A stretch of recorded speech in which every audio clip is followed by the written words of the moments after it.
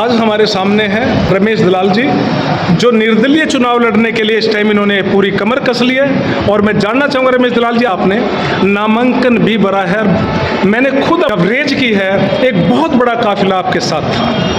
क्या आप पूरी तरह से आश्वस्त हैं कि जीत का परचम आपके रमेश दलाल के नाम ही मुकुट सजेगा? क्या कहना चाहेंगे आप?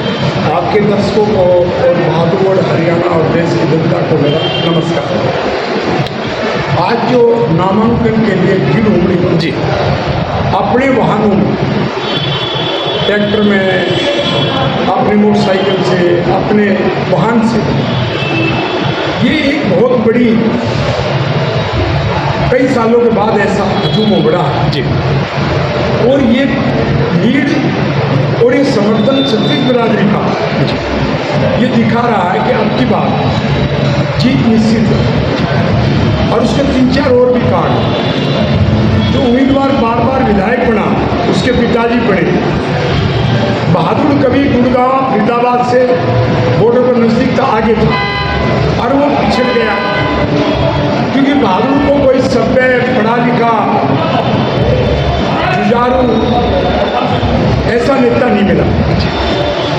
तो इतने सालों से जो बहादुर पिछड़ा हुआ है और मेरे प्रति एक सहानुभूति भी है और वो पहचानते भी कि जो कहेगा वो करेगा, इसलिए आपकी बात जन समर्थन पूरा रमेश दलाल के साथ मेरे साथ है। जैसे आप अभी राष्ट्रीय किसान नेता के रूप में आपकी एक छवि बड़ी शानदार बनी है।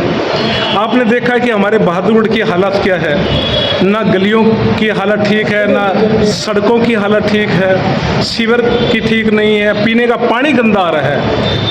उसके बारे में आप विधायक बनते हैं और उम्मीद करता हूँ कि आप मंत्री भी बनते हैं, तो बहादुरगढ़ की सुध आप किस तरह से लेंगे फिर?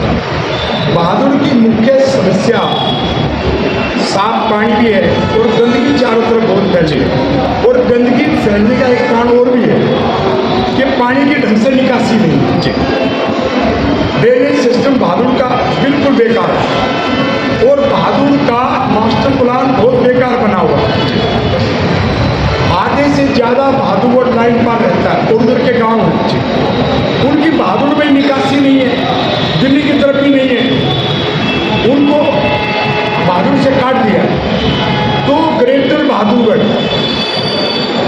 जो बहुत पहले से एक मांग है, मैं इस मास्टर प्लान को संशोधित करवा कर उस पल्ली तरफ से रोड निकलवा के और नए सेक्टर बनवा के मास्टर प्लान में, ताकि जो किसान हैं उनके रेट तो 25-30-50 करोड़ रुपये प्रति एकड़ हो जी, और जो भूमिहीन, जो गरीब लोग हैं उनको पक्के मकान मिले, क्योंकि जहाँ सेक्टर आएंगे वहाँ स्थानीय लोगों को पक्के मकान मिले, गरीब लोग।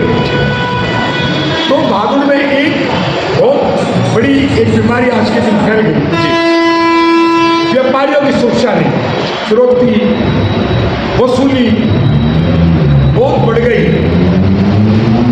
उस पर अंकुश लगाने का काम रमेश दलाल का पहला होगा जी। रमेश दलाल के बारे में सारे जानते हो, सुप्रीम कोर्ट का एडवोकेट है।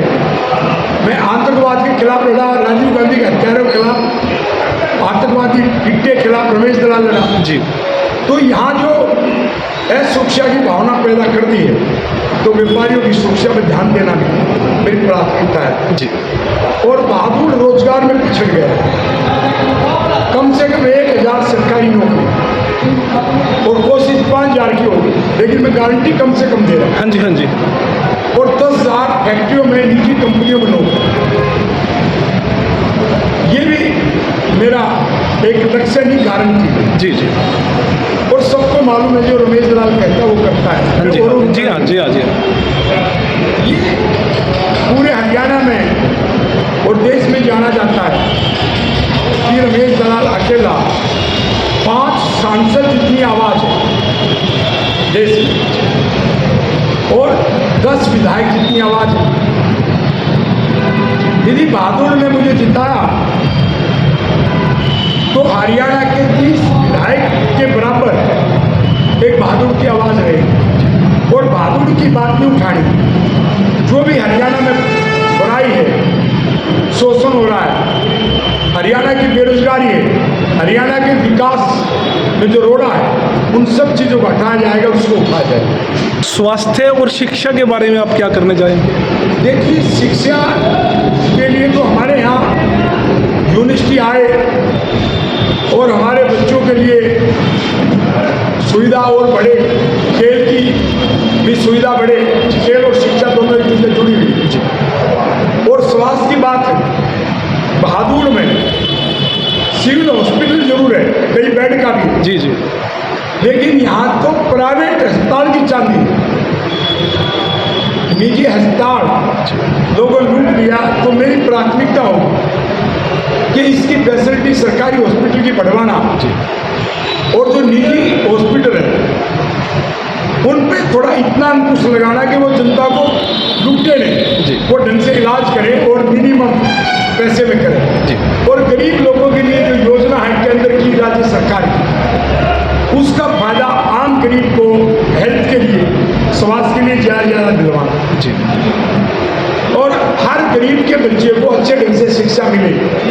हम राजधानी के बॉर्डर पे, और इसको NCR बोला जाता है, नेशनल कैपिटल रीजन, तो यहाँ शिक्षा और स्वास्थ्य वो मेरी प्राथमिकता है। और एक अहम सवाल है, सबसे ज़रूरी भी है।